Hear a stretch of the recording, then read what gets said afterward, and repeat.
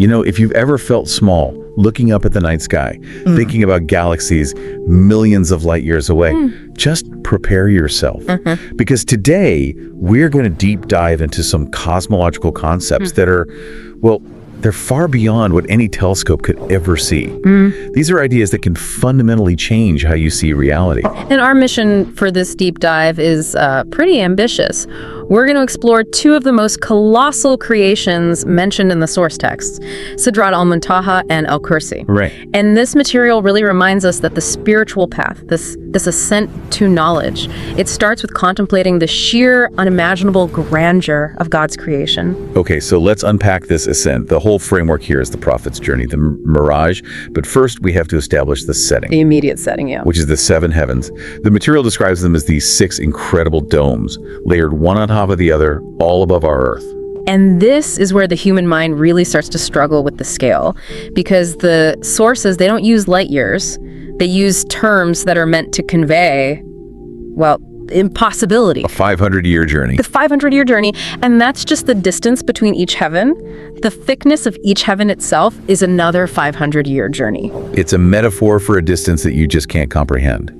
And what do we know about what's in these layers? Are they just empty space? No, not at all. Each of these vast domes has its own houses, its own residents, its own creatures, beings and secrets that were revealed only during that journey. It establishes this immensity of creation right from the start. So the journey continues up through these layers until the prophet reaches the 7th heaven. He's not at the boundary yet, but this is where he sees the first, let's call it a sign of transcendence. Yes, exactly. The first breakthrough into that highest created realm. He saw the river Al-Kawthar. The river of abundance. The river of abundance, and he described its banks as being made of pearl, and from it came this pure, powerful scent of musk.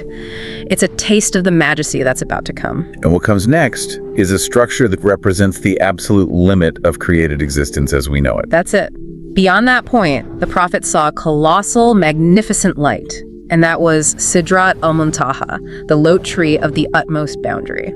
Most people who know the basics have heard of this. It's this massive, shining tree in the highest garden, Jan al-Firdaus, on the right side of the From, the Arsh. Right. But here's the first conceptual bombshell our sources drop. Oh, why? What we call Sidrat Al-Muntaha, what the prophet saw, was just a branch. Wait, a branch? A single, unbelievably enormous branch of another, even more immense and primordial tree that God created. We can't even comprehend the full tree. The Sidra we talk about is just... it's the point of contact. So the greatest landmark that even angels see as their limit is just a small part of a much vaster, unseen creation. Wow. Okay, that changes things. It does. So let's focus on this branch then. The name, Sidr, refers to an earthly tree, the Nabak tree. But the descriptions are anything but earthly. That's right. And commentators like Al-Mawardi drew this beautiful connection between its qualities, the delicious fruit, sweet smell, the long shade, and the parts of faith. Action, speech, and intention. Action, speech, and intention. So it's a tree of purification, in a sense. It embodies sincere devotion. And the visual description it's just so vivid and strange. What are the details that really stand out? The grandeur it's staggering. The sources say the tree was covered in golden butterflies or moths. Or perhaps they were angels that looked like them, just glowing like gold all over its branches. And the fruits were like huge water pitchers. Exactly. And the leaves were like the ears of elephants. The leaves like elephant ears, yeah. Yeah. And the branches themselves, the actual structure, it's not made of wood. No, it's made of pearl, ruby, and chrysolite zamarjad. It's a structure built from light and immense spiritual value. So we have this jeweled, light-filled, colossal structure. Why is it called Al-Muntaha, the utmost boundary? The commentators give us a couple of reasons, right? They do. The first is about movement, a functional limit. It's the absolute stopping point for all angels and all creatures from the lower realms. The physical and the metaphysical. Al-Mulk and Al-Malakut. Yes. They simply cannot cross that threshold. And the second interpretation is more about an intellectual boundary. It is. It represents the limit of knowledge for every single prophet God ever sent. Beyond it is a realm of pure light of a different nature where knowledge isn't mediated anymore. And this idea is perfectly illustrated by that critical story with the angel Jibril, It's maybe the most dramatic moment of the whole mirage. The prophet sees Gabriel in his true angelic form for the first time. Six-midled wings, dripping with pearls and rubies, just filling the entire horizon. An incredible sight. And yet, when they reach the Sidra, Gabriel just stops. He says he cannot go one step further. He says if he did, he would be incinerated. And that one fact just establishes everything, doesn't it? The Sidra is the final limit of creation. Yeah, it is. And it shows the unique honor given to the prophet to cross it. But some scholars, like Ibn Arabi, they saw it differently, not just as a stop sign. Right, he saw it as more of an operational center, a hub. Exactly. It's not passive. It's the active central nervous system of the divine command. It's where the orders from the world of command, Alam al-Amur, descend to the angels. And when that happens, the tree itself is transformed. It becomes a flame of light. Yes, a massive distribution hub. The command doesn't just pass through it, it branches out from its limbs to all the worlds below. All the way down to us. And this flow works in reverse, too. It does. It's also the final point where the deeds and the knowledge of humans ascend to be presented to God. It's the secret of life and growth for all bodies, here and in the next life. So even the smallest blade of grass has its conceptual origin in that celestial tree. That's a powerful idea. And it even has a physical connection to our world. Yes, the 4 rivers. 2 are hidden in paradise, but 2 are visible on earth, the Nile and the Euphrates, a physical manifestation of that divine flow. So after Gabriel stops, the prophet continues alone, beyond the Sidra, drawing near to the divine presence, a proximity described as Kaaba Qasaim. The measure of 2 bows' length or nearer. And the solo journey takes us past that boundary and into the presence of the next, even more magnificent creation, Al-Kursi, the pedestal. The pedestal or the seat. And it's critical to stress this is not a metaphor.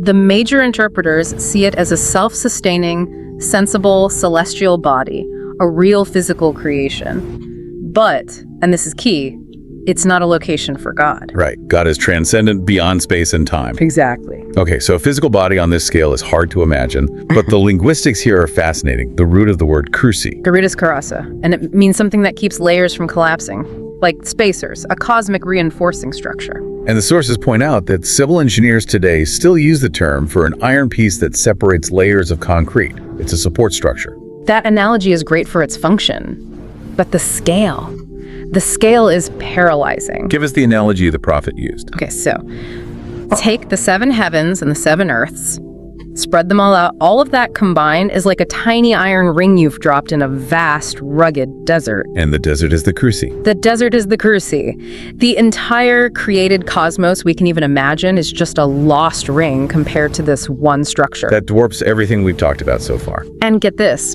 if you then compare the kursi to the throne, the Arsh, the kursi itself is just another iron ring in another, even vaster desert. There's layers of unimaginable scale. So this structure, this kursi, surrounds everything. Everything. It resides beneath the throne like a foundational dome. And some traditions say it makes a sound, a keet, a creaking sound from the sheer weight of divine responsibility it carries. So what is its role? If the Sidra is the hub, what is the kursi? It is the place of the world of command, Alam al-Amr.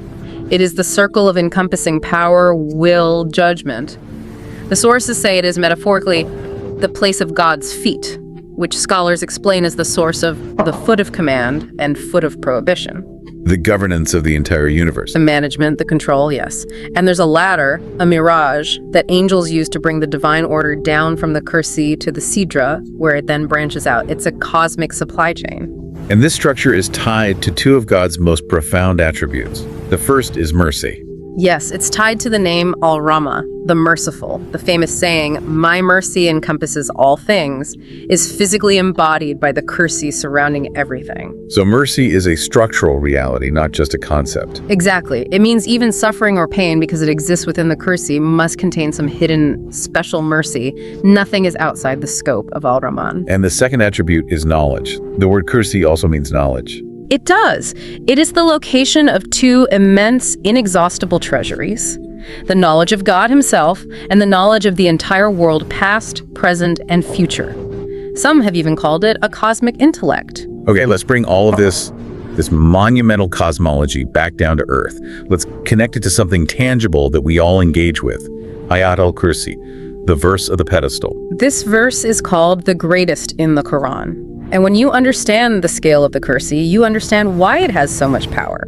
The sources say it came directly from those treasuries of knowledge we just mentioned. So reciting it is more than just saying a protective charm. It's so much more. When you recite it, you are asking to be encompassed by God's full power, knowledge, and mercy, the very attributes of the Kursi itself.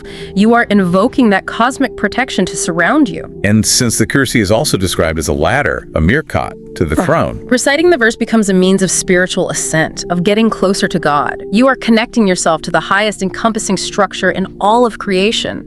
Let's just quickly walk through the core ideas in the verse with that scale in mind. It starts, Allahu la ilaha illa huwa, alai al-Qayyum. The living, the sustainer, that's the foundation. The being managing this infinite structure never sleeps, never slumbers. The protection is constant, which it has to be for a cosmos this vast. Then, his ownership. Lahu ma fi as-samawati wa ma fil ard. He owns everything in the heavens and the earth. A direct reference to the Kursi's domain. He owns the structure, so he owns everything inside it.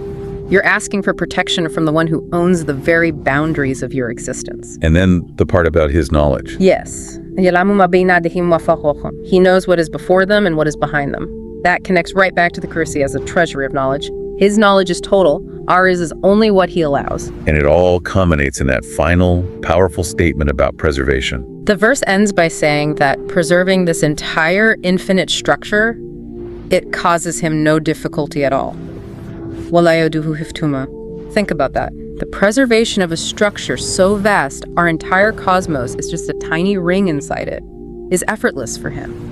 When you recite the verse with that understanding, your trust in his protection becomes absolute. It has to. We've gone from the heavens to the ultimate boundary where all creation stops, the Sidrat Al-Muntaha, and then into the boundless space of the Kursi, the foundation of all governance, knowledge, and mercy. It's a complete map of creation that can turn a daily recitation into a conscious connection with the highest reality. So here's a final thought for you to take away from this deep dive. Given that the Sidra is where the divine command branches out into our world, and the Kursi is where that command originates, consider this. The next time you look closely at the smallest detail in nature, the veins on a leaf, a drop of water, know that you are witnessing the endpoint of an eternal flow of order, descending from those vast, unimaginable cosmic structures. Your contemplation of that tiny detail is a direct connection to the world of command itself.